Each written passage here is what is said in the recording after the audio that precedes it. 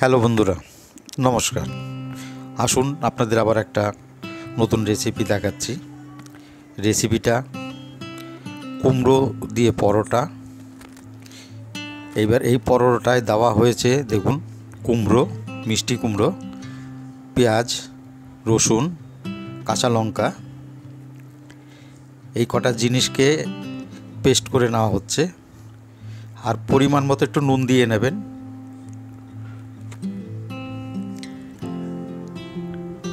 এবার পেস্ট করা হয়ে গেছে। এবার এটাকে আটা দিয়ে মেখে নিতে হবে। এটা ভালো করে বেশ মইন দিয়ে আপনি এটা মেখে নিন।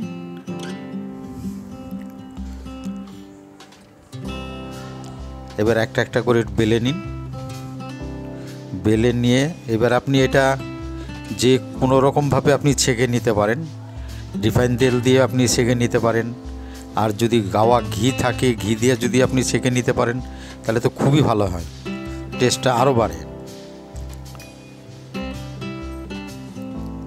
তবে আমি এটা গাওয়া ঘি দিয়েই করেছি।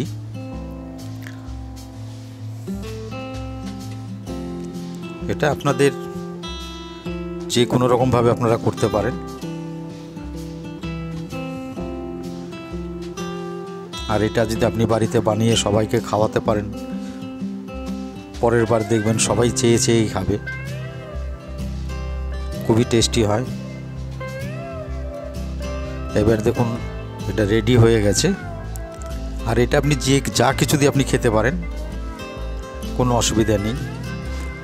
এবার আপনাদের যদি ভালো লাগে খেয়ে, তাহলে লাইক, শেয়ার, কমেন্ট করবেন। নমস্কার।